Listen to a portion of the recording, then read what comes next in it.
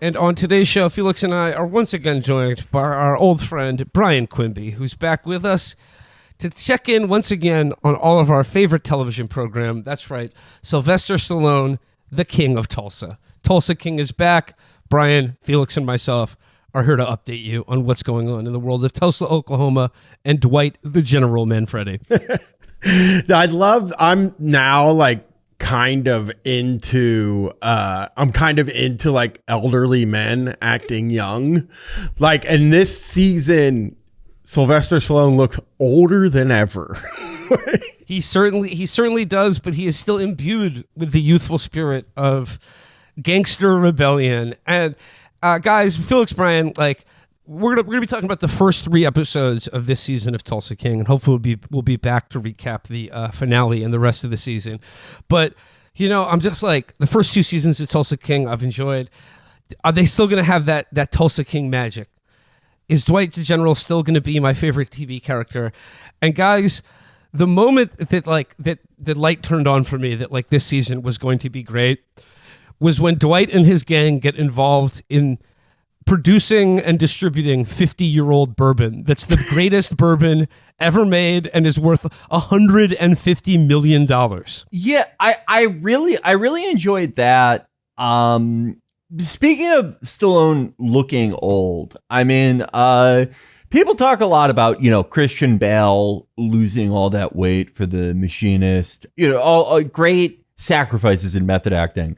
But I thought the opener to the season, where in a possible allusion to Metal Gear Solid Ground Zeroes, where the season starts off in a black site with Dwight the General Manfredi being tied to a chair, I thought it was such a brave sacrifice of Sylvester Stallone, who has inhaled like 50,000 pharmacies worth of chemicals to deny that he is 88 years old.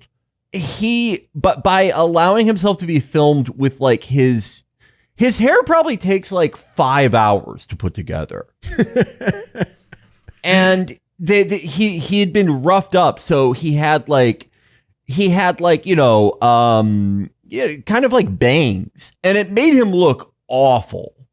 There's nothing that looks worse than an 88-year-old man with bangs. And it made the entire constructed image where he, you know, from certain angles, you'd be like, oh, that's a 55-year-old man.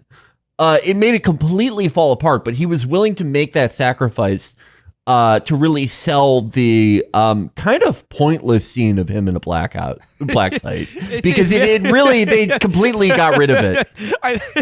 Okay, I remember the last time we talked about Tulsa King, we remarked upon like one of the features of Tulsa King is the way that they introduce what seem to be implacable, ruthless obstacles or enemies for Dwight, and you're thinking, oh, like this is going to be the big bad of this season, or like, wow, Dwight's really in a jam. How's he going to get out of it?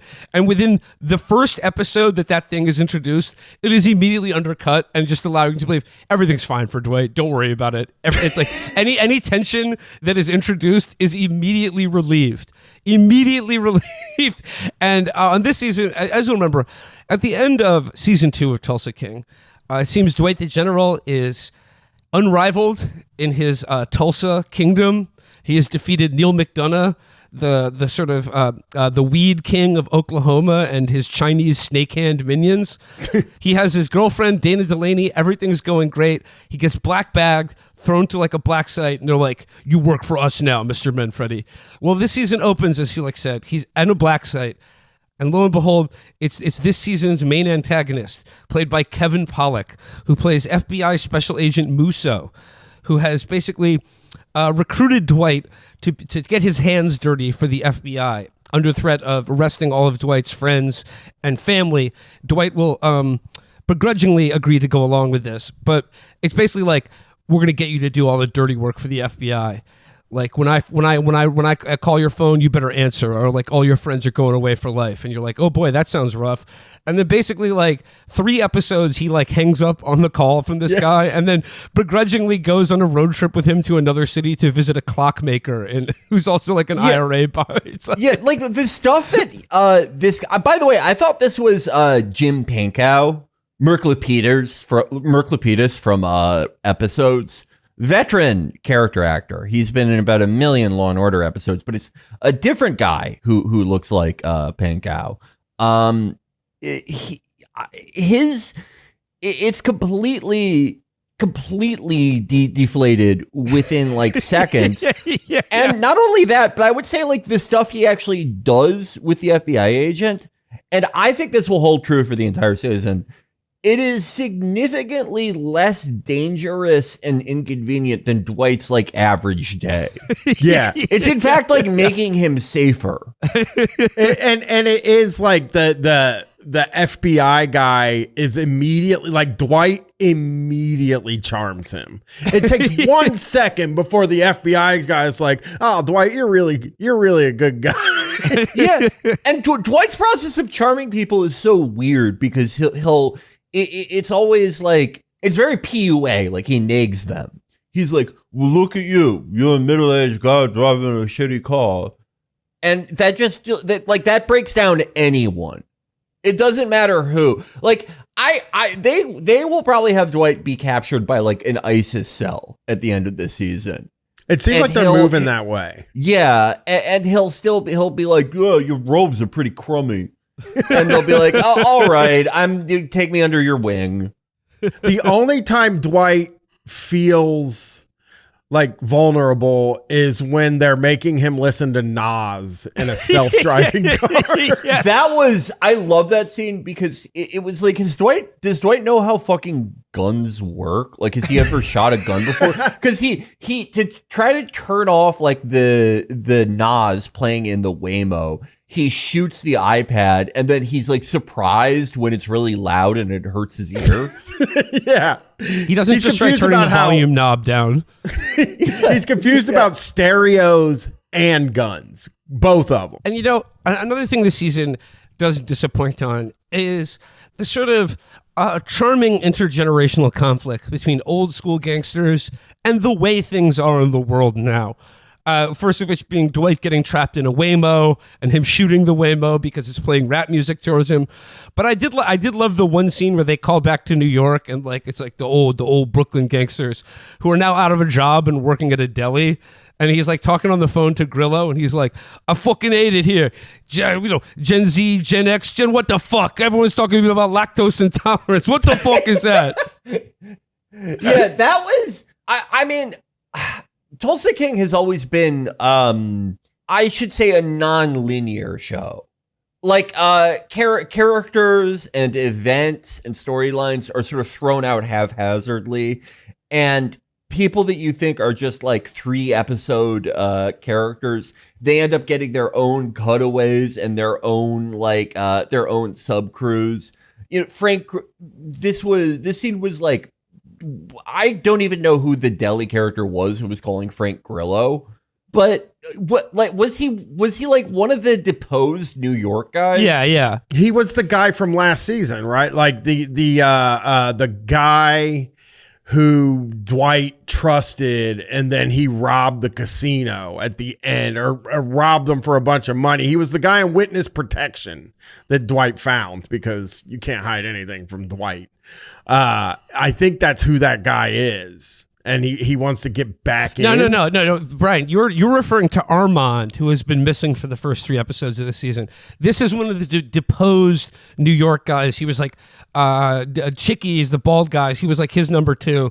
Now, basically, since he's been deposed, all the mafia in New York are out of work, and they have to like work at a coffee shop serving lactose-free lattes to Gen Z, what the fuck is this lactose intolerant shit? They're working at the coffee shop that banned Adam. Playground coffee. Yeah. Serving lattes to people with what nose the fuck rings. is Pansexuality Awareness Day? Hey, only pansexuality not know is a deep dish pan pizza. How you like that? That's what we're both doing over here. I like the New York kind. Being the New York pizza. So as we said, this season opens with Dwight the General Manfredi, and he's being sort of suborned into being an FBI informant by Kevin Pollak, who informs him that years ago Dwight killed his informant and like tanked 2 years of field work.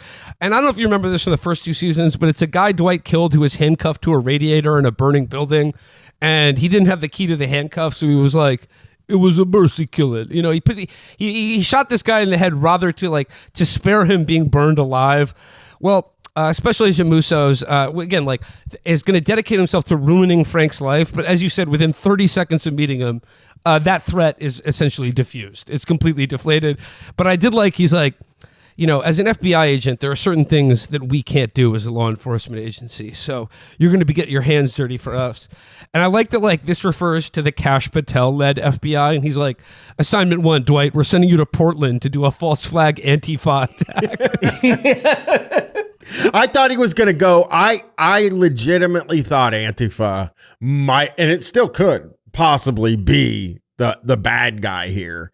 But it was weird because, like, they called the guy a terrorist. So, and listen, maybe I'm racist. I thought he might be an Arab guy or something. But instead, he looks like a guy. He looks like the exact type of guy that would own a watch store. Well, I think it has a slight Irish accent, so I'm assuming he's an IRA bomb maker. So, like, that's the terrorism. It's like, I would love to see with Kevin Pollak, where he's like, you're working for the FBI now. Kash Patel is your boss. Let me ask you one question, Dwight. What do you know about writing things on bullet casings? How small can you make your handwriting? All right, Dwight, we need you to put on this maid uniform and talk to this guy on Discord for a month.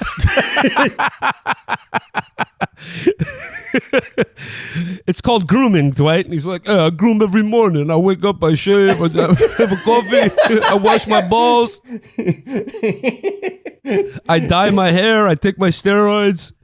Yeah. No, that is something that I find so, like, relaxing about this show. Like, Stallone is, you know, a, like, dyed in the wool, like, MAGA guy. He was MAGA before MAGA was a thing, right? Oh, but yeah. He's still like, he's such a relic of a long past time that, like, he doesn't do most of the, like, MAGA culture war shit in this show at all. Like, he is such a Hollywood relic that he's still doing, like, the 90s thing of, like, all the terrorists being white. Yeah.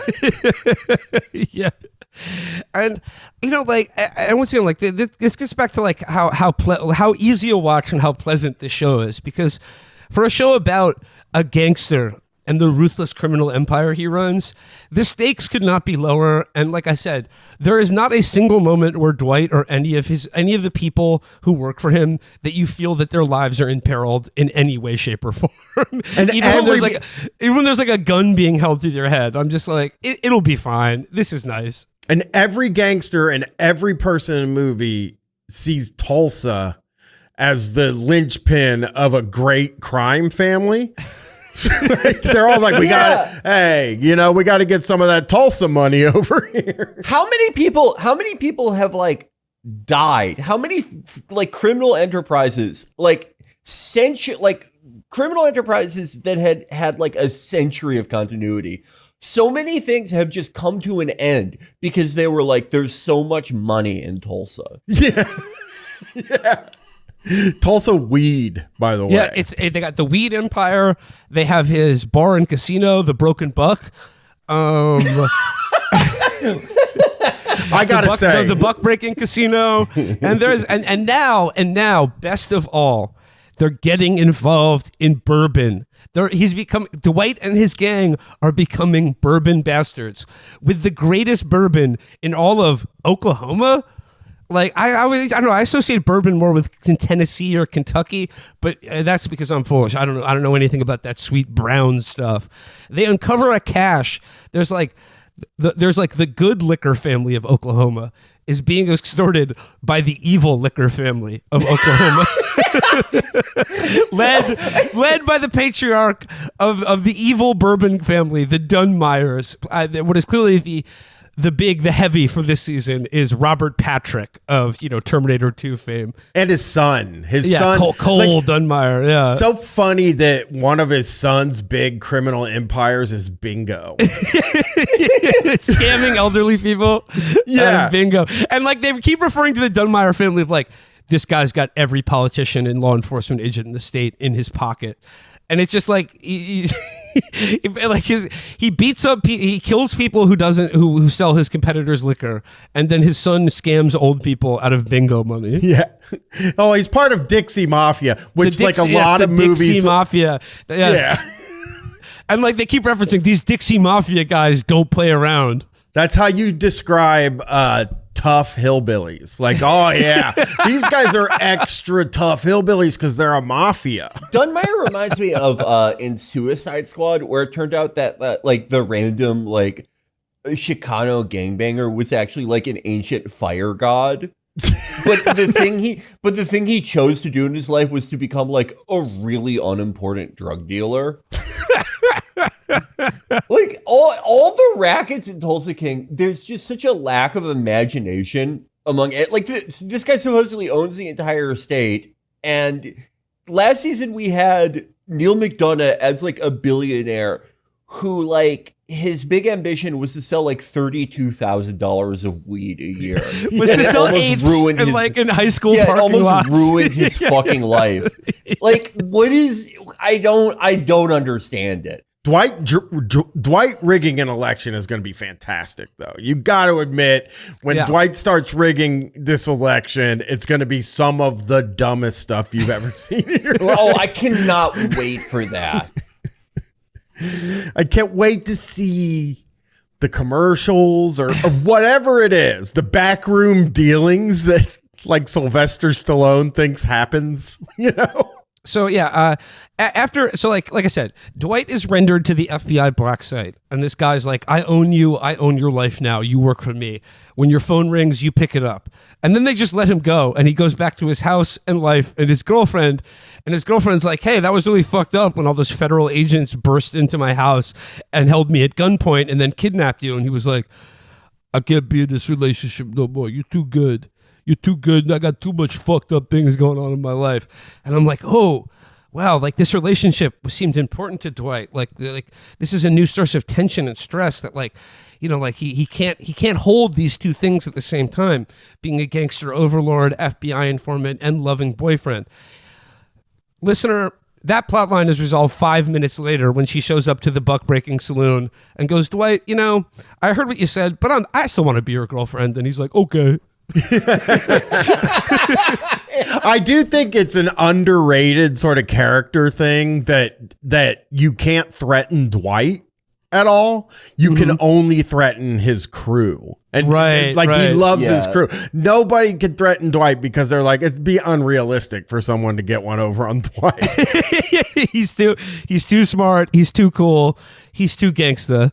Yeah, too tough. But his only weakness is that he can, like, you know, and this is a common trope that I would imagine among anyone who spent their entire life in organized crime. They care too much about other people, especially the people underneath them who work for them and make money for them. They care about their lives and well-being too much. Like it could not be more opposite to like real life mob guys. Like every single like big federal mob case for the last like 30 years is just like a boss flipping on the entire family and still getting like 750 years in the worst prison in America. He's a stand-up guy. That's the thing about the general. But like his problems do not end with the FBI because, you know, as soon as he gets out of FBI custody, he gets another phone call. This is a phone call from New York, and a character that has never been seen before on this show, but is the boss of all New York, a guy named Quiet Ray. Quiet Ray, the NYC mob boss, he's the boss of all bosses. And he's like, you know, Dwight, you got to come to New York for a sit down.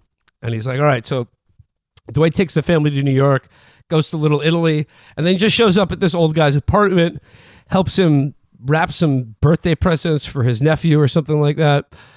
And basically he says, hey, like Dwight, you've been out of the game too long. I didn't like the way your old family treated you. It was very disrespectful sending you to Tulsa, but I'm going to give you your dream. I'm going to give you your own family and your own territory here back in New York City, the mafia capital of the world. Dwight, welcome home. Come back to New York City. And Dwight's like, I don't know. I got this thing in Tulsa. It's just, I got too much going on in Tulsa right now. And he's like, Dwight, that's very disrespectful. You got to share Tulsa with your New They York have the family. dumbest conversation ever. Yeah. Like it is like two toddlers trying to intimidate each other. Like what this I love the new like the shy Don, the new he's like a severely brain damaged Phil Leotardo. He starts out after all the pleasantries going, the thing about sharing is you gotta do it with your family or else it's not nice. And then Dwight goes, oh, I agree. But the best thing about sharing is your family gotta share with you. And then they just go back and forth like idiotically. Yeah, he's like, the quiet Ray of the boss is like, Dwight, sharing's the most important thing of this thing of ours. Everybody shares with everyone else. And then Dwight goes, that's the thing about sharing, is that it's good when you share stuff with people that you want to share with. Yeah. And it's just like, it's like 3-year-olds having an argument with each other. It is a teacher. One of the dumbest conversations ever put on TV. It was so and like I know that guy's gonna come back later. My guess is that guy comes back and he uses, like, Dwight has charmed the FBI in such a way that they hit him on RICO charges and he's gone. And then Dwight moves the center of mafia to Tulsa, obviously, because that guy wants a piece of Tulsa, which Dwight is the top earner, I guess, and Tulsa's where the money is. Yeah, and presumably this guy's like 90-year mafia career is going to come to an end because he, like so many others, he went to the graveyard of empires in Tulsa. I mean, I think that's a very good prediction. I would offer another prediction. Dwight the General Manfredi is very similar to the character of Big Boss from Metal Gear Solid in that he tries to win over his enemies. Yes. And I think like they'll have like a stupid old guy fight, and then they'll eventually realize that they both like care about respect or something. Or they both try to shoot a Waymo, I don't know. And they'll go, what if we work together and then we will both be the type of people that we like to share with. That is also a good guess. I'm sure him and Quiet Ray become friends. Well, yeah, by the end because of the like season. he's already becoming friends with Kevin Pollak, the FBI guy who's like supposedly has a career vendetta for ruining his life. He's already winning over him. And then we saw the two heavies from last season, Neil McDonough and Frank Grillo, are now Dwight's partners. I mean, that's the genius of Dwight, is that he invites people outside the circle into the circle. He lets people in. He doesn't hold them at arm's length the way traditional organized crime does, you know? Yeah. He's Frank Grillo was introduced as like, this guy's a fucking sociopath. He's the scariest guy they've ever faced down. And this season, he's like Funkhauser. Yeah. Yes. Yeah. He's like a goof guy. Yeah. He comes in and yells, "Oh, you dumb cocksucker!" And they just have a regular conversation. And Frank Grillo is introduced on this season because like he's the KC King. He's the Kansas City King, and now he's partnered with Dwight, the Tulsa King. So they have to like tithe money from Martin Starr's weed business. They got to like do a handoff and like hand them like a duffel bag of cash.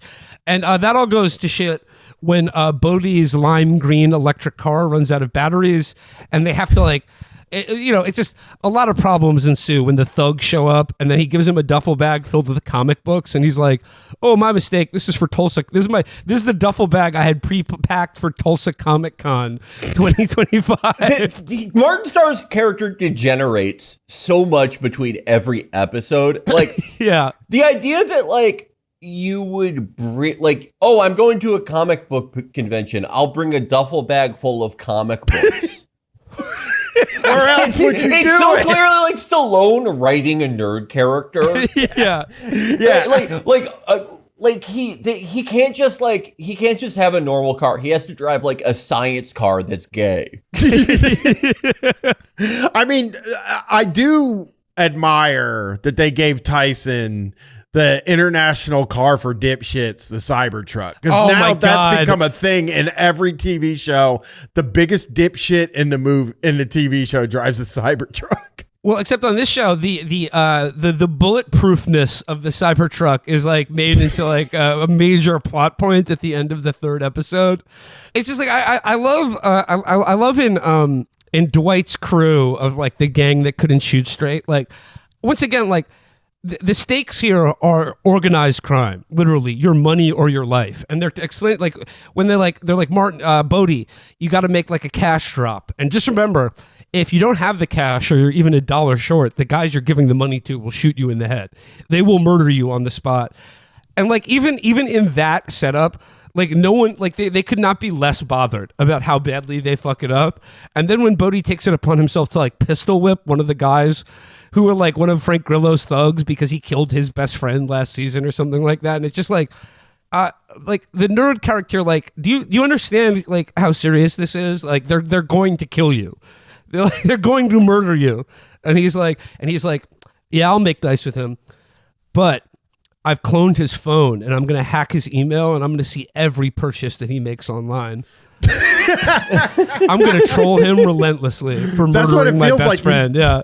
Yeah. That's what it feels like he's saying. He's like, because like what in real, I guess he could steal his money or move his money around accounts, but he doesn't really even say that. He kind of says, I'm going to be able to read every text message he has. I'm going to see his Pornhub history. Yeah. And man, oh man, that's going to be embarrassing for this professional murderer.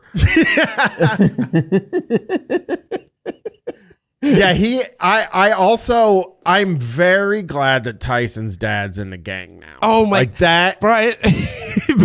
Tyson's dad played. You'll remember Tyson's dad, played by the actor Michael Beach, at last season, was nearly killed in a car bombing meant for Tyson. And like the whole thread on the last season was like his dad doesn't want him to be with Dwight. He's like, son, I don't recognize you anymore. Like you care too much about money and the fast life, and you should just be like a good shit plunger like your father. I made an honest living scooping shit out of people's toilet bowls. But yeah, and then like, so like his dad is nearly killed in a car bombing. And like, by the way, in this season looks no worse for wear at all. Like no, he looks like great. Looks unscathed entirely. And then like, so then like Tyson is like, Dad, like we need your work at the distillery, the bourbon factory that Dwight just bought. We need some plumbing work done. It's honest work. And he's like, son, I'm not going to involve with any of that. You remember I was almost killed in a car bombing last year. And then he's like, all right, Dad, I'll talk to you later. And then the dude's wife, Tyson's mom, is like, you know, you should take that job to keep an eye on our son. It's like, what? Like you're concerned that your son is dressing too flashy and that he may be killed because of his criminal associations. But like, he's like, to your husband who was nearly killed in a car bombing because of those associations, you're like, I think we got to keep going with these associations. You know, like it's because we love our son. Maybe it'll heal your trauma, you know? I have a family member that they were afraid of the vaccine, like the COVID vaccine. They weren't like full anti-vaxxer, but they just like, they were like, I have questions. But then they let their spouse and kids get That's exactly the same mentality. Thing. That's the exact same thing. Like they were medieval food testers. That always made me laugh. That is so fucking good. And then like the final member of the Tulsa crew that we need to check in on is Mitch, the sort of the cowboy cool guy played by Garrett Hedlund, who at the end of last season becomes a used car salesman. He buys the sort of like cowboy used car dealership, and he's having a hard go of it being a salesman instead of a ex-con bartender. But it's not too long before a blast from the past shows up. His ex-girlfriend, the sort of hot blonde named Cleo, who is from the good liquor family of the state of Oklahoma, the Montagues, the Montague bourbon family. And she shows up and bats her eyes. There's, oh gee, I wonder if they're going to get together at the end of this season. I'm not holding out hope. I think it's a long shot, but I just still think there's a small chance that they'll rekindle that old love affair of theirs. But I want to get into what I think is like, what to me, like I said at the beginning, what turned the key in my head for this season of Tulsa King, which is the involvement of bourbon, and bourbon fighting, bourbon wars between the good bourbon family and the evil bourbon family. I think Robert Patrick has gotten so good at being like the bad guy in a TV show. Because he's doing it on Peacemaker too. He's with Frank Grillo as well. Yeah. Those guys just love hanging out. Yeah. But yeah, it is funny to have, first of all, okay, so it's not illegal to sell bourbon. How can they make it illegal so that Dwight can be breaking the law? Well, it's because they can't get a liquor license because Dwight owns it and he's a felon. Bryan, that's a great point too with the bad bourbon family too, because it's like they have the problem of like, okay, how do we make this family that is supposed to be worth like hundreds of millions, if not billions of dollars from a bourbon empire? How do we make them criminals? And it's like, oh, because they beat up all the other bourbon people in the state. But we instantly find out that the good bourbon family that they're constantly like beating up and intimidating, that they've never turned a profit. So it's like, why are they even going through like the enormous risk and trouble of like beating them Felix, up? you asked that question, and it's a good question because Robert Patrick is given the hard sell. He wants to buy out the family bourbon factory and bourbon estate. He wants to buy out their business, and like the dad's like the Montague father, the dad of Cleo, is like, well, I have a handshake deal with the Dunmeyers, and our family has a lot of history. And Dwight comes in, he's like, I care about your legacy, if your enemies would become my enemies, and I want to make that good top shelf bourbon, the best bourbon ever, and he loves their delicious bourbon.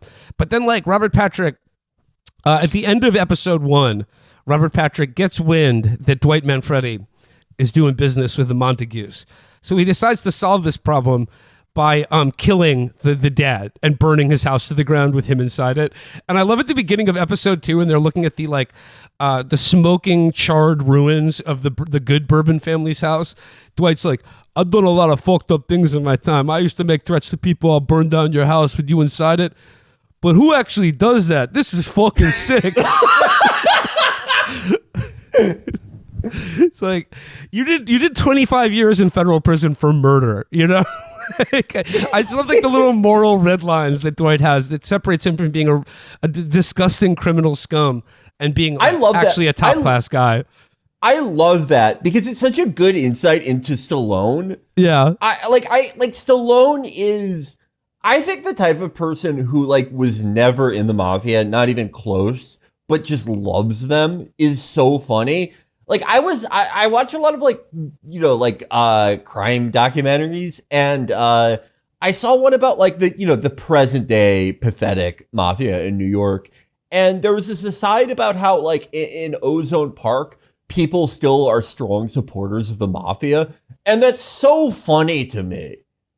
Stallone is like with Stallone, he's almost restrained because I feel like he's probably consumed so many like 2014 circa memes where it's like Chief Keef next to like Al Capone. And it's like Al Capone gave money to kids going to school. What did Chief Keef do? But he loves the mafia. He every like stupid thing from The Godfather, he's like, you know what? Say what you will about them, but they never sold drugs. They never killed people's family. Like all this stuff that they're complete documented as doing all the time. And then also that they do in The Godfather, where they agree to sell drugs. Yeah. Where they agree to sell heroin, but only to black people. So that's how you know that they're stand-up guys with glass. He is. Sylvester Stallone is like a perfect encapsulation of the MAGA type guy, because he's not in the mafia, but he wishes he was in the mafia. He's not in the military, but he wishes he had been in the military. He's not an athlete, but he wishes he had been an athlete. Yeah. Oh, I tell you, if I was in the mafia, it'd be run a lot different than it was.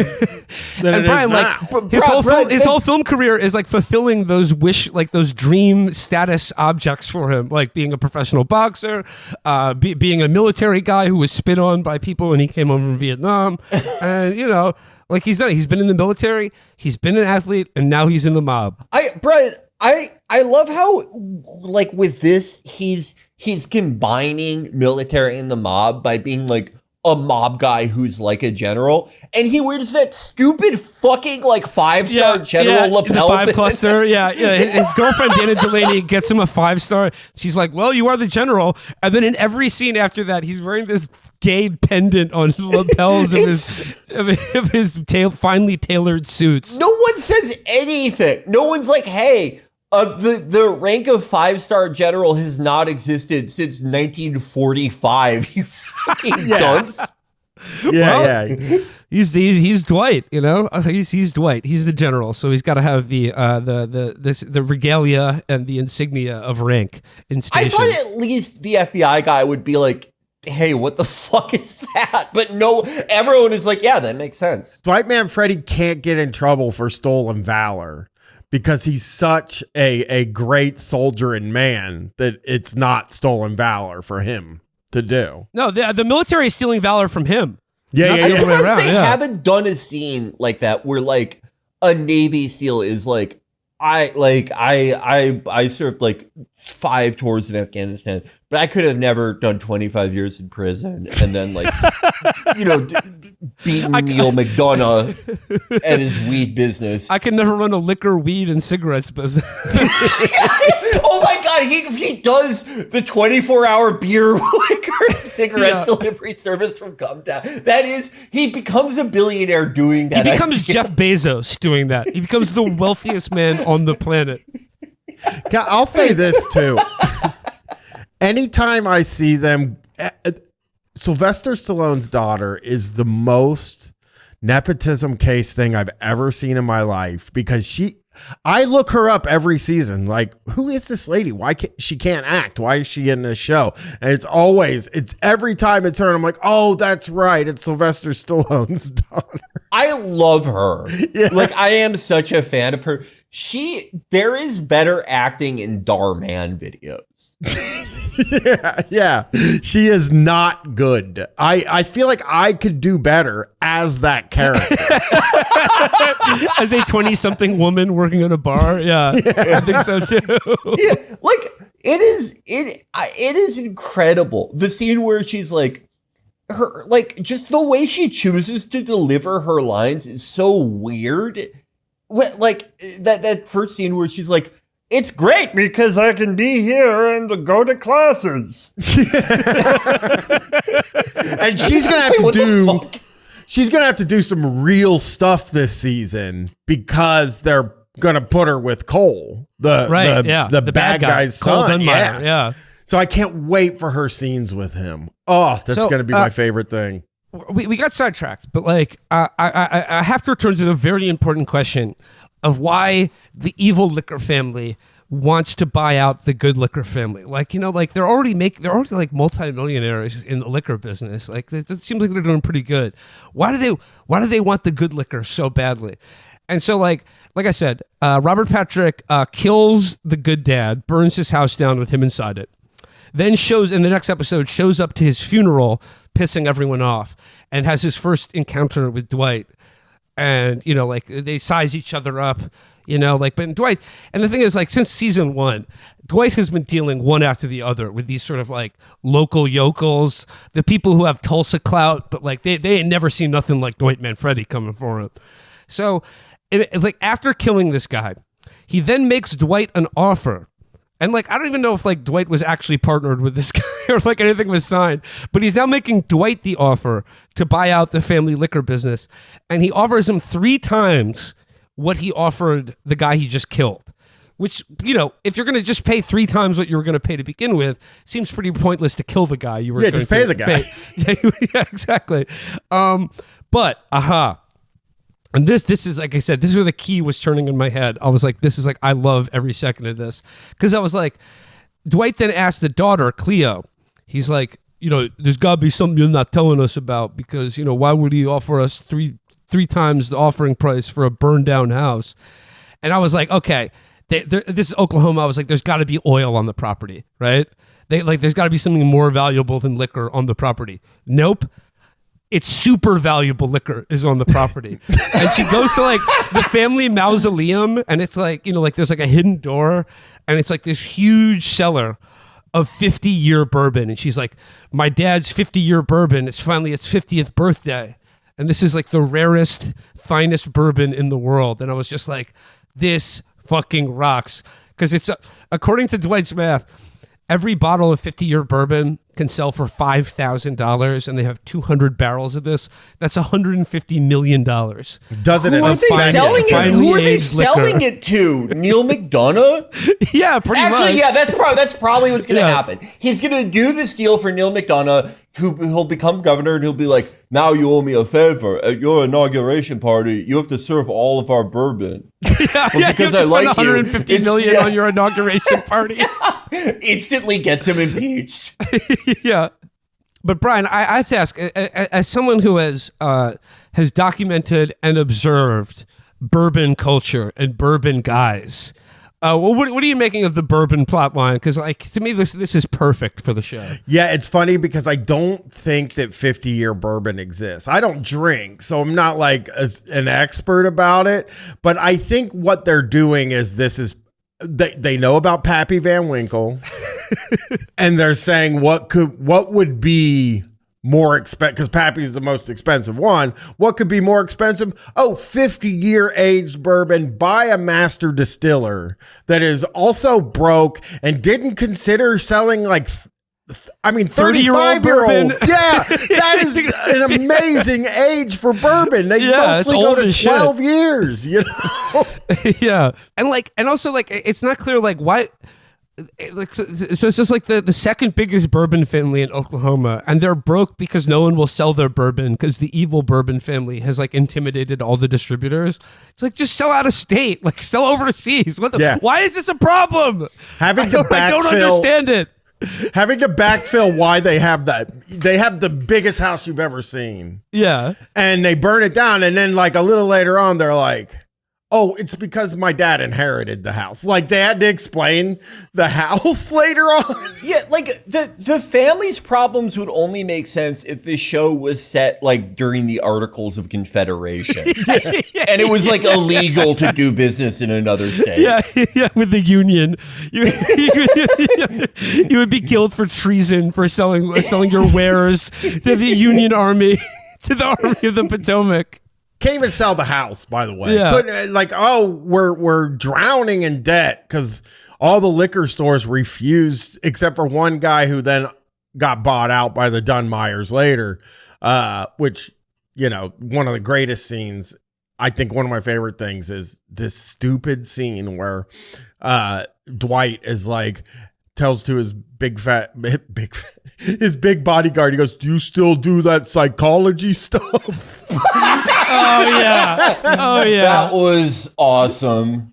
And then the guy just gets real close to him. He goes, are you scared? Are you worried? And he's like, yes. It's that was psychology. That was a huge amount of psychology you just did there.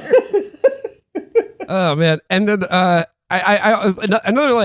we talked about the moment between Quiet Ray and Dwight, where they argue with each other about the definition of sharing. Yeah, and who sharing with your family is good, but not if you don't want to share with your family, because that's bad. That's not sharing.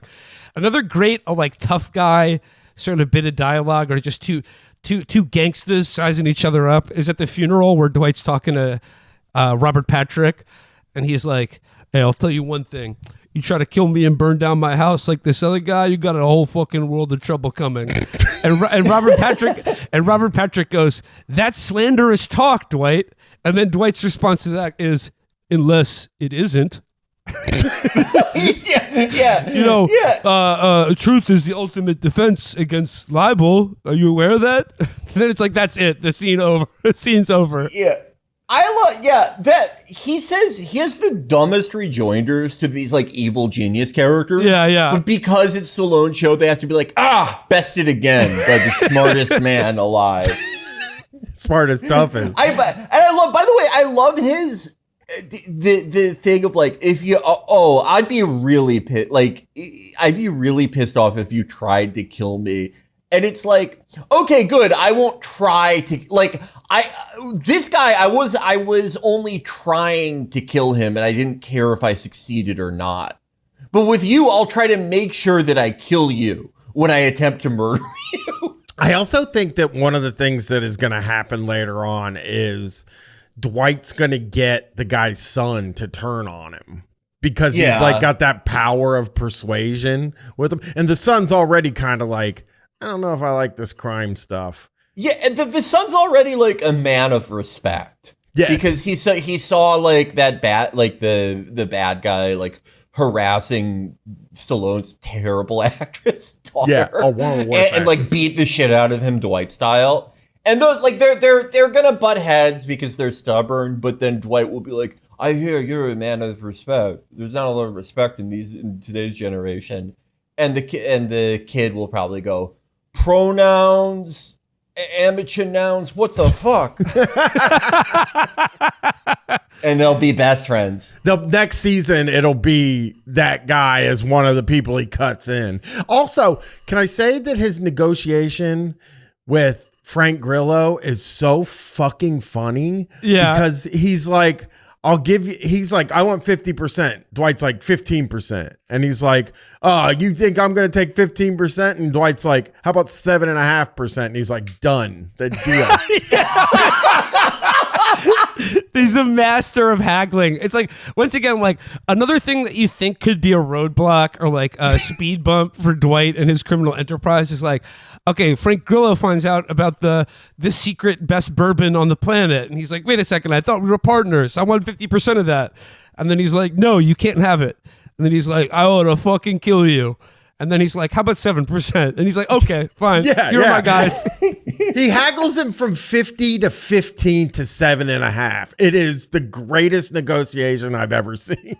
And once again, Frank Grillo, his character is supposed to be like the scariest, like, you do not cross this guy. He's a fucking sociopath. And he succumbs to like the tactics that Bart employs against Homer. Yeah. It's 7.5%, and then Grillo's like, dang it, okay, I'll take it, you know? And he makes his thug apologize to Martin Starr for killing his friend. Yeah, and then Martin Starr obviously hacks his phone and is going to look at porno with him or something like that. I can't, because those guys are going to come to an understanding. He's going to use the app that Speaker of the House Mike Johnson uses with his son to sort of do jack-off accountability with him. Yeah, I really liked that negotiation. I liked watching Tyson. Tyson goes to a strip club and called Strokers, by the way. He's back with the woman, and of course it's like a 1-second conversation. He's like, nobody wants to retire from the champagne room, and then they're in love, like completely fucking in love. Probably for the rest of the season. She's gonna come back in to the show too. And Tyson sucks, dude. I can't stand him. He's the worst character on the show. He is so annoying. Yeah, he is so fucking annoying because like Bodhi is someone like the Martin Starr character is someone who knows it's ridiculous that he's involved in organized crime. Yeah. But Tyson, you'll remember, was introduced as Stallone's Uber driver on the first episode of season 1. And now he's like, yo, I'm living this gangster shit, homie. Yo, we can't take no disrespect. And it's just like, dude, like, you've never killed anyone. What are you talking about? Tyson, when Tyson puts on like a shitty double-breasted suit, it takes him over like The Mask. He's like, yes. He thinks he's like 50 Cent from Power or one of those shitty shows. He thinks he's the next Dwight. He is Dwight 2. That character. I don't know how many times he sold them out.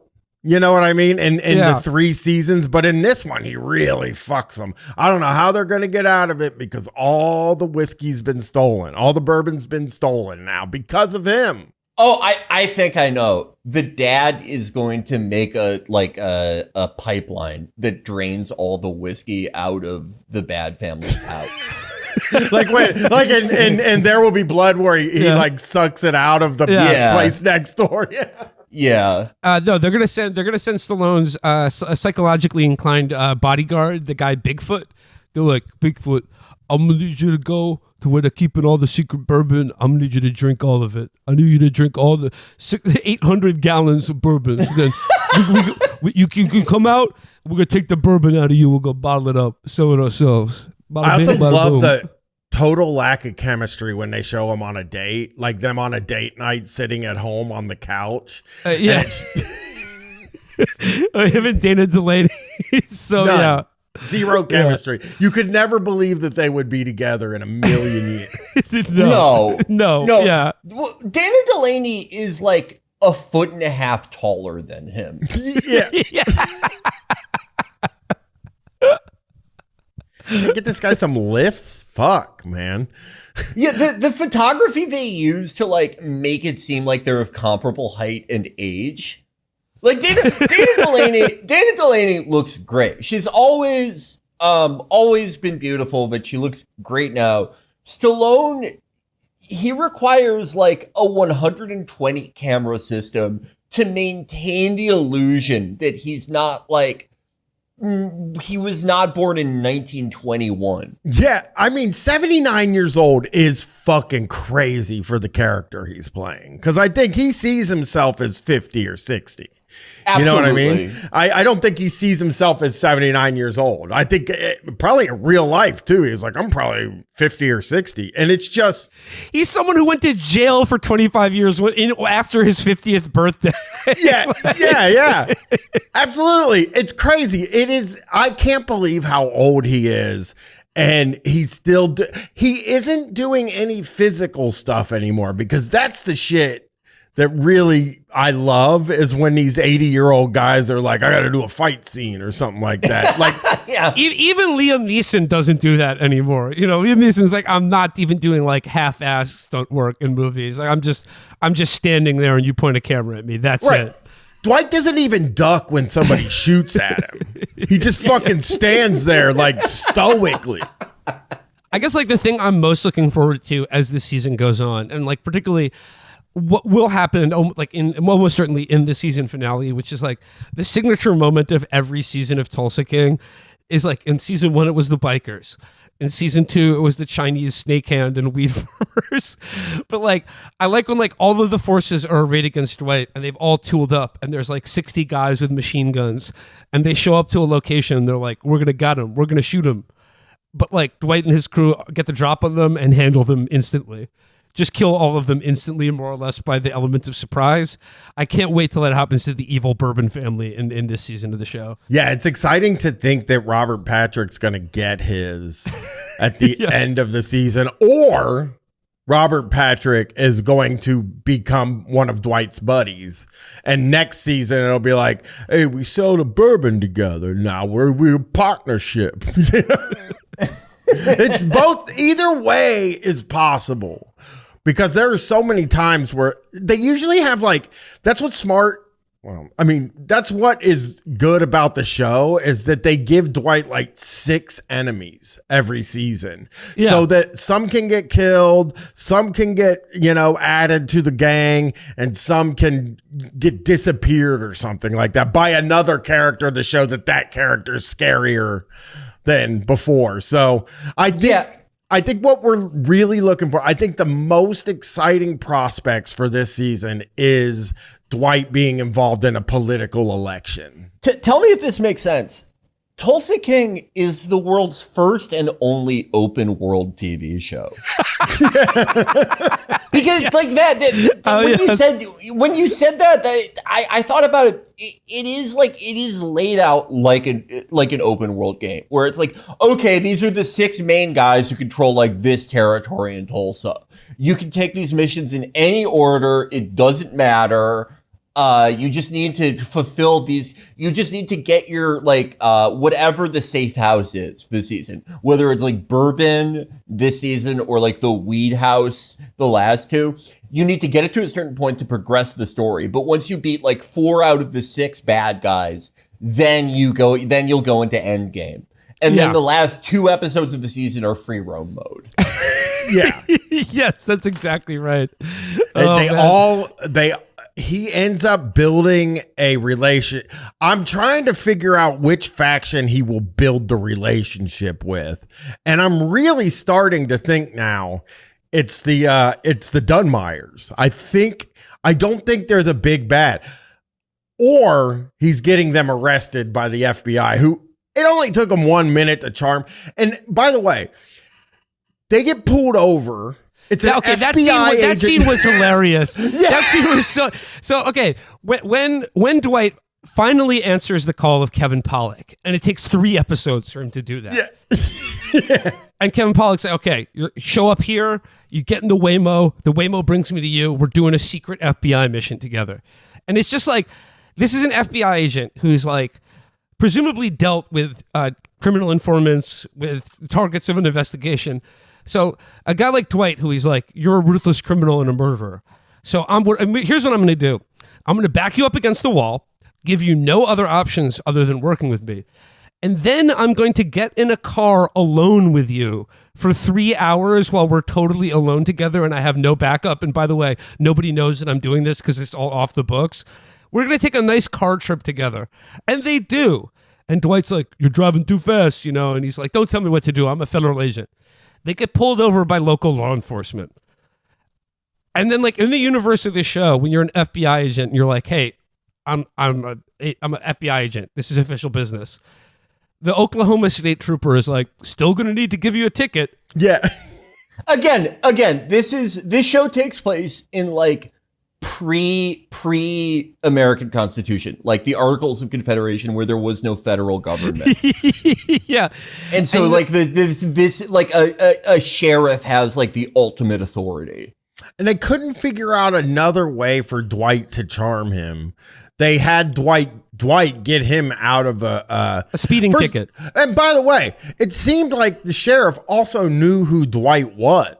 Because they like hinted at that, but then Dwight got him and his family some Oklahoma City Thunder tickets. Yeah, he's going to see. He's like, hey, is your kid a fan of Shea Gilgeous-Alexander?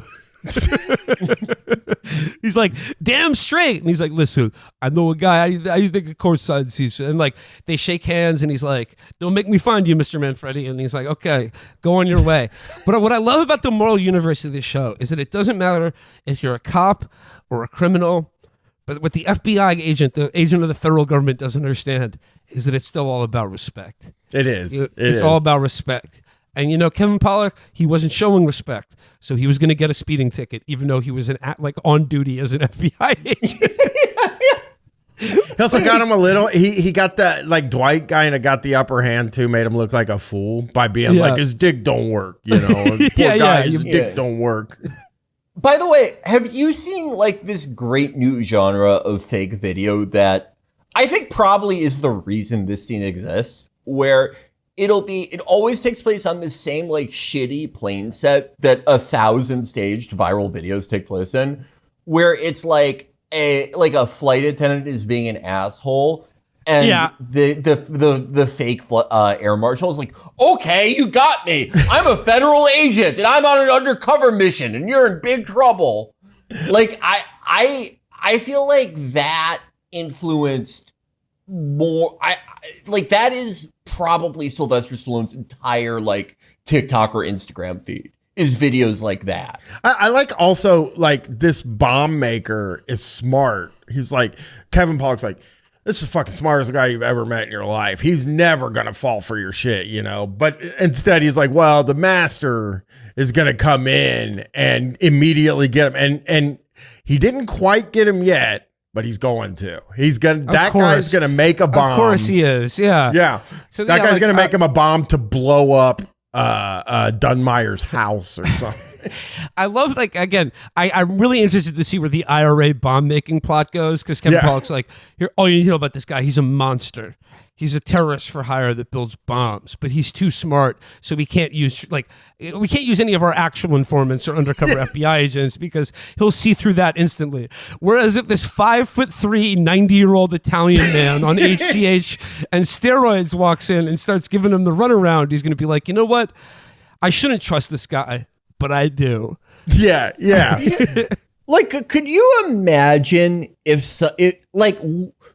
if that guy asked you for a bomb. Yeah. Like, what do you need a bomb for, Dwight? Dwight also He's got a lot of enemies. Can you look at my watch? And then at the end, he's like, I don't need you to look at it anyway. I got another one of these. What does that mean? Why did you come here? And then all his slick talk, he's like, oh, so you're buying things from estate sales using cash and then using the cash to launder money through foreign bank accounts. I couldn't find it's just stupid criminal talk. And he's like, very smart. I see that. He's like, I see that in addition to fixing clocks, you're also a well-known terrorist bomb maker. And then the guy in like the most half-hearted Irish accent is like, well, the only way you could know that is if you have high friends in criminal places or you're a federal informant. And he's like, hey, I'm not that.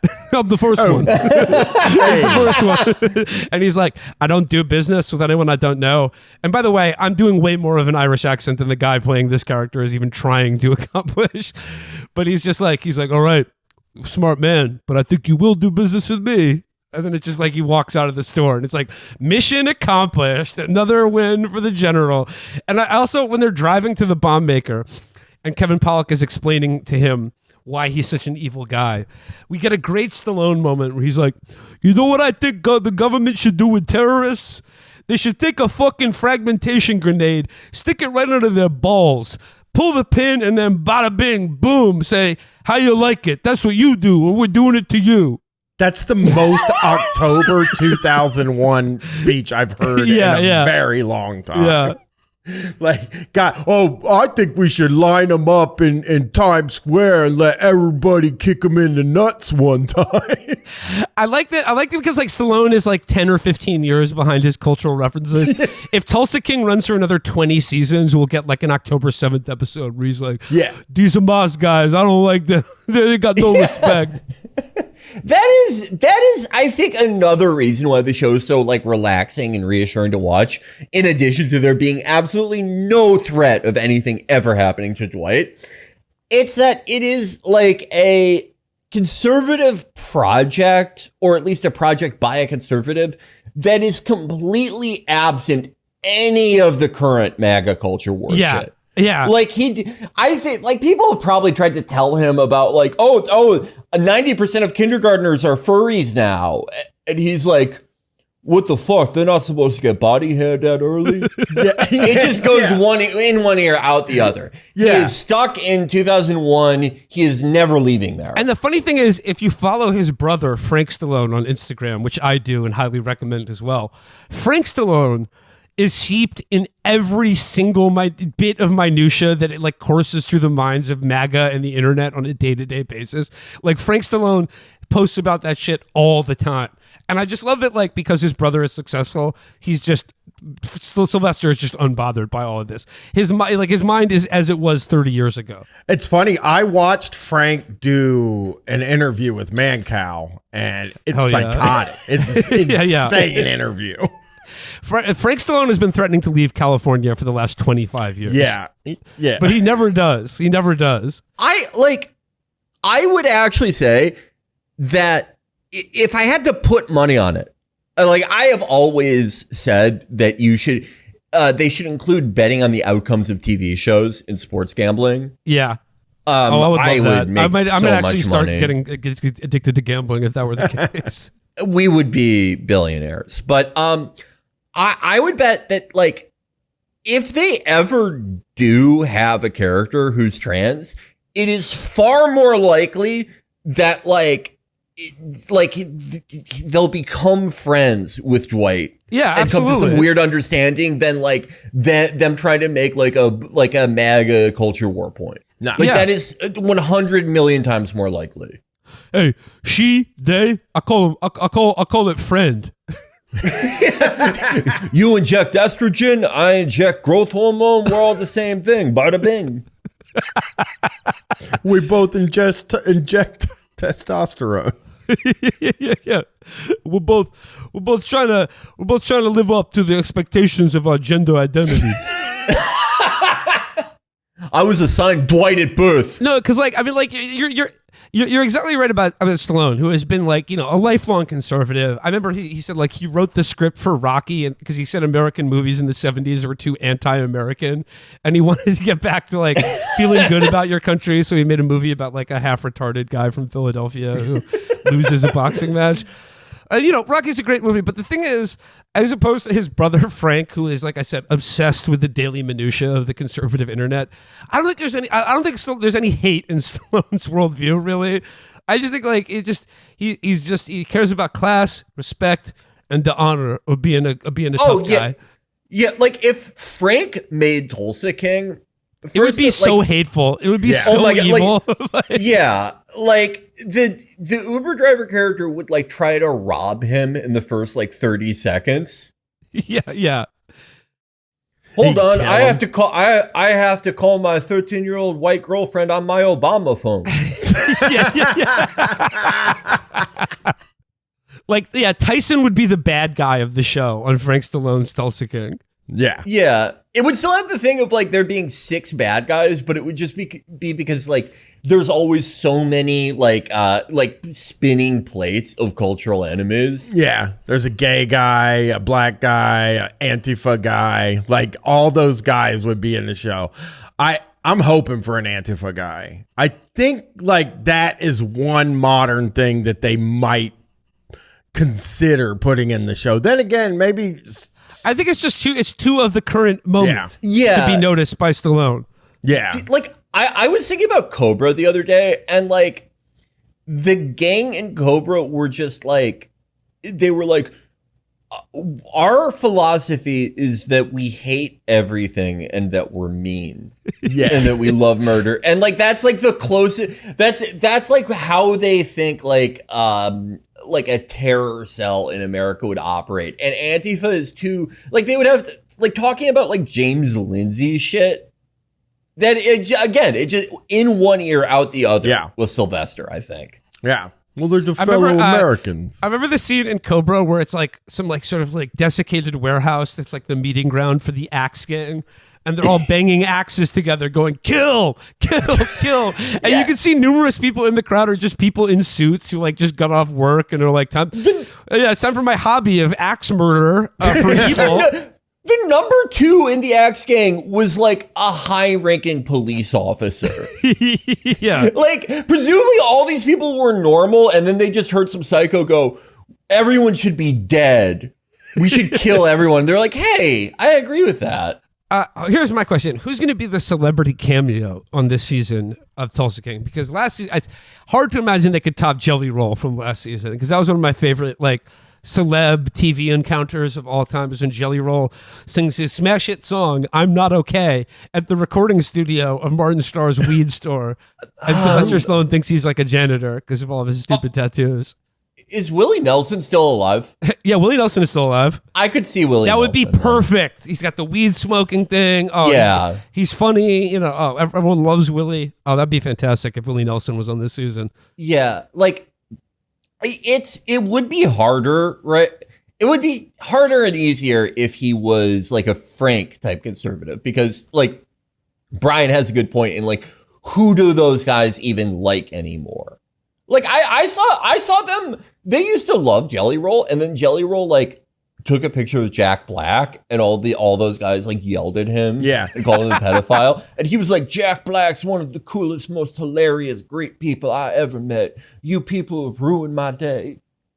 And so it's like, who can you actually like? Like, I guess James Woods. James Woods. Felix, I was thinking about this in light of the fact that they're all furious now that Bad Bunny is going to be the Super Bowl halftime act. And I saw someone the other day suggest, they were like, why does it have to be Bad Bunny for the halftime show? Why can't it be Lee Greenwood? Yeah. And I'm like, Lee Greenwood, that dude, he has one song from like 30 years. If with a gun to your head, name another Lee Greenwood song other than God Bless the USA. Lee Greenwood is like French Montana for MAGA people. And then he's also like 120. Yeah. Yeah. And I also said today that like Turning Points USA is doing their counter programming to the Bad Bunny halftime show. And they're like, Super Bowl halftime show, Turning Point USA Super Bowl halftime show, a celebration of faith, freedom, and America. Musical acts to be determined. Yeah. You know what? It's just like Three doors down. Like, who do these people like anymore? Is there anyone that is acceptable for them to enjoy? Five-finger death punch. They're going to have five-finger death punch on it. Yeah, that's really, they have James Woods, John Voight, five-finger death punch. I get like, if they're, most MAGA people are like, they're still like old people who like love Israel. So probably like Modest Yahoo and the Disturbed guy who's like an insane Zionist. God, yes. He would do it. David Draymond would 1,000% do it. David Draymond he has always had such a funny online presence. Just doesn't even, it is mind-blowing how stupid he is. And if you go watch any videos with him, like he calls himself a triple major. But what? Yeah, he calls himself a triple major in college. Like, but he has a bachelor's degree. It's not like it sounds like he just took a lot of he took a lot of courses. Yeah, that's what it sounds like. He took a lot of different types of courses. So he thinks he's like the smartest guy in the world. I got to send you, like, there is a I don't know why this happened. This has to be some early 2010s idea or late 2000s idea, but he had a side project. And for some reason, the record label had him and his two of his bandmates sit down and say the meaning of each song. And there's a video for each fucking song. And they are the most dumb guy trying to sound smart things you've ever heard in your life. And like he says something like, this song's about how people know I do heavy metal, but they also know that I speak with a certain amount of vernacular. All right. Brian, have you ever seen when like people would ask him like, hey, what's the meaning of this song? And he would just reply and go, check Disturbedpedia. Yeah. He is an all-time fucking stupid man. You know what I mean? And like, he's an imbecile. He wrote the ultimate song for cops to cry to with the sound of like his Sound of Silence. You can look that up anytime. And you can find either a video of a guy throwing his wedding ring in the trash or a cop crying in his car. Oh, man. I don't know. I'd say Morgan Wallen is, I think, the guy that they all like. He'd be good. Oh, that's it. That's a good Morgan Wallen. He's probably like the most popular recording artist right now that's like MAGA approved. Yeah. Speaking of he was like Saturday Night Live's evil. I don't want to do it anymore. Speaking of Morgan Wallen, do you? So I the moment that like Trump won, I thought, okay, there's like a 10% chance that he pardons Lil Durk. Like if the economy like the bottom falls out completely, everyone just fucking hates him. He would go, okay, we're pardoning Lil Durk for the most obvious, like, interstate hired murder scheme ever. We're posthumously awarding King Von the Medal of Honor. Yeah. Morgan Wallen did a song with Lil Durk, and Lil Durk like went out, and this was after Morgan Wallen's like N-word controversy, and Lil Durk like went out of his way to be like, no, he's not racist. He did a song with me. I could see Morgan Wallen like lobbying Trump and being like, you have to pardon this murderer. Let's get Lil Durk on Tulsa King while we're at it. That works. Yes. Well, Lil Durk never burned down anyone's house. Yeah, that's true. Yeah. That's the most exactly evil right. thing That's you sick can do.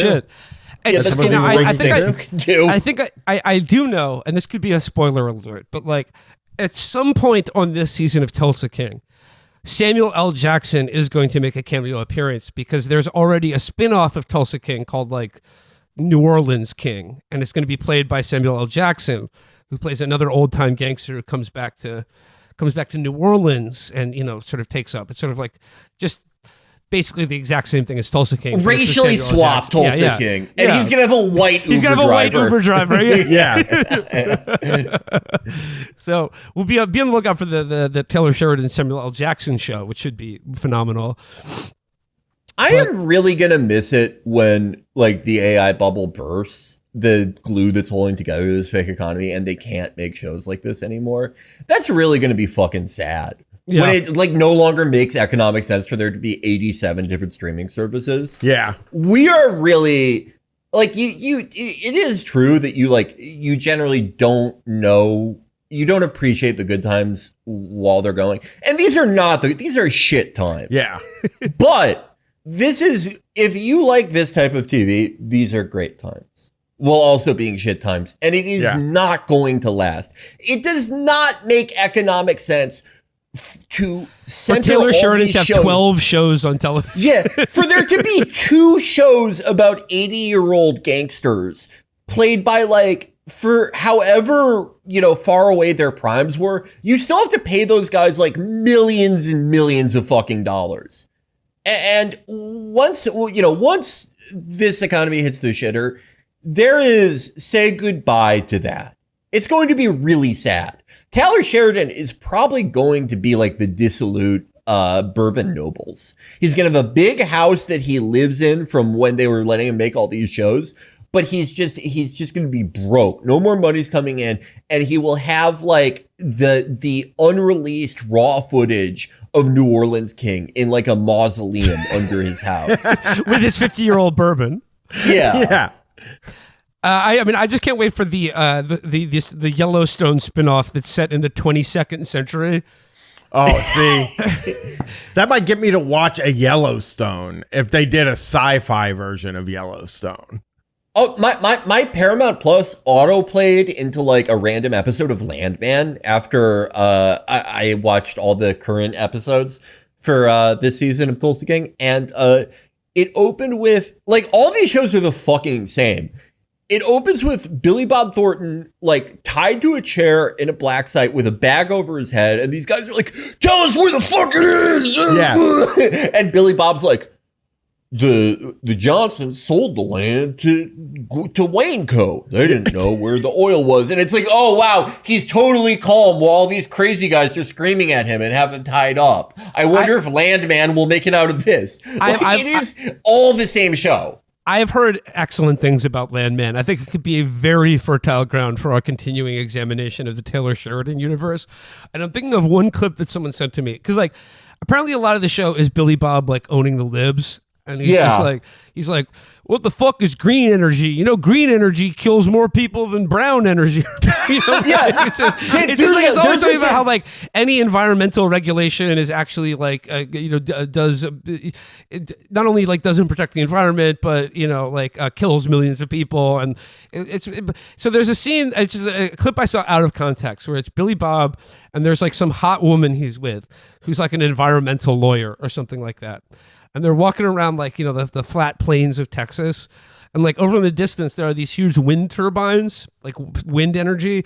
And it's like some point Billy Bob is making about how wind energy is bad or unreliable, about how we'll always need oil. And the environmental lawyer he's with is like looking at this vista of these wind turbines off in the distance. And she goes, wow, what are those? And it's like, are you an alien that just is he escorting you around planet Earth for the first time? Taylor Sheridan claims to write all these by himself too, doesn't he? Like I believe him. I mean, I don't think he writes Tulsa King, but like I think he writes a lot of like Landman, certainly the Yellowstone show. It reminds me of Adam Carolla's joke about how like there was one reggae song and we're just listening to like 3-minute chunks of it at the time. There's just one, like there's one long Taylor Sheridan script and we're all just getting chunks of it. But that clip is so great because he says wind turbines have never been like an energy net positive. It causes more energy to create them and operate them than they generate.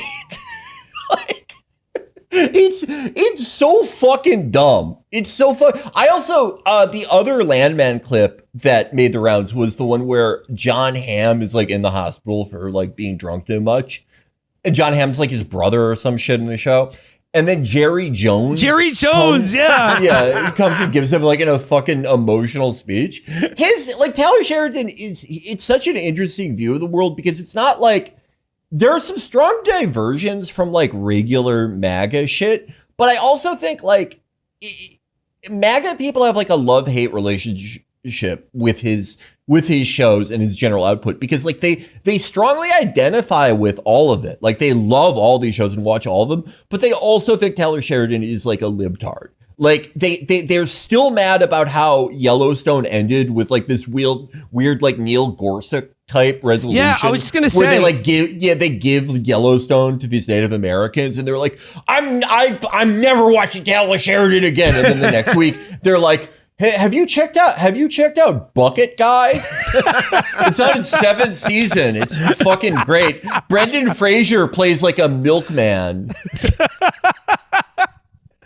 No, you bring up the Neil Gorsuch thing, and I think like that is Taylor Sheridan's politics. Is that like he is like pretty much a standard conservative, save for he believes all the territory of the United States of America should be ceded back to the indigenous population of this country. Yeah, absolutely. Yeah, it's like Bush era conservatism, but weirdly woke on indigenous stuff. But like labor unions, fuck them. Environmentalists, fuck them. God bless the sheriffs and cops. God bless the old style of criminal. God bless some of the new ones. The old style criminal. Yeah. It's so interesting. It's sort of like what Sean Baker is for left-wing people. Yeah. That's a very yeah, because everyone's trying to parse, is he actually one of us? Does this entertainment I'm consuming perfectly reflect all of my political beliefs? Yeah, exactly. I mean, he is a perfect kind of guy for me because he comes from Sons of Anarchy. He played the cop. He was the sheriff. Yeah, he was the sheriff. Yeah, that was his start in show business, is that he was the sheriff on Sons of Anarchy for the first one of the most 2 seasons. One of the most visceral pussy eating scenes on basic cable ever. Oh, yeah.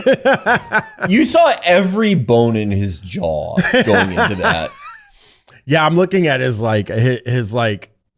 stuff, and it's like, he's done good stuff, but then, I was considering watching Special Ops Lioness recently because that show has good reviews. I don't know about 1883, which is probably not good, I would guess. And Yellowstone, I watched the first episode. I watched probably 45. You never make your first episode 90 minutes. I watched 45 minutes of it and I was like, this isn't going to work for me, and just turned it off. I felt the same way about Yellowstone. It just didn't land for me. Yeah. You can't do a 45-minute first episode. Also, I do want to say that about Tulsa King too. You're better than this. You don't have to go to 47-minute long episodes. I can't believe it was a half-hour show. I mean, you could say that, Brian, but I don't feel the length because every scene within an episode of Tulsa King is about 30 seconds long. Yeah. It just feels like he's going Sons of Anarchy mode, where he's like, okay, so next season, every episode is going to be 95 minutes. And it's a different thing with Sons of Anarchy, though, because that's so you're getting 3 times, you're getting 90 minutes of the worst fuck ups imaginable. Yeah. You're getting the sons going oh, whoops, we sold guns to a school shooter. Yeah. That was awesome. Oh, fuck, my mom killed my wife. Yeah. And with Tulsa King, it's the opposite. It's oh, Dwight just on his way to get ice cream, stopped a school shooting. Yeah. Oh, he did stop a school shooting, didn't he? In one of the early seasons. No. The school shooting definitely happens. He sees the school shooter right before the school shooting takes place and sort of nods at him, and he's like, that could be my kid, and then drives away. And then it turns out that one of the Tech Nines that the Mayans, one of the one of the Vatos that they're doing business with, played by Dave Navarro. Like his girlfriend's kid finds the Tech 9, takes it to school, and sprays a bunch of kids. Man, getting Dave Navarro in a TV show, that is just fucking. We don't have that kind of. Well, we had Jelly Roll, I guess. Yeah. So get Dave Navarro on fucking Tulsa King. That would be a good. That would be a good one. Yeah. I think Dave Navarro could play himself on Tulsa King. He could be this year's celebrity. Yeah. Dwight, you and your crew really embody the Liv Moss lifestyle. Yeah.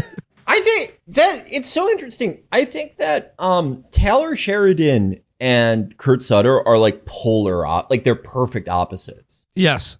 They could, Taylor Sheridan would never, ever, put him, if he did put himself in one of these shows, he would never be like, okay, obviously my character is going to get AIDS, Ebola, get both eyes poked out, get tortured by Donald Logue. We talked about this on the last episode we did about Tulsa King, is that Taylor Sheridan's character on Yellowstone, there was a whole episode where he's like dating some incredibly hot young woman, and then who's like, there's dialogue about his character on Yellowstone where they're like, yeah, he's an asshole, but have you seen how he looks on horseback? Oh God! And he's just like, and then Kurt Sutter is being sodomized to death in prison after having his eyes gouged out.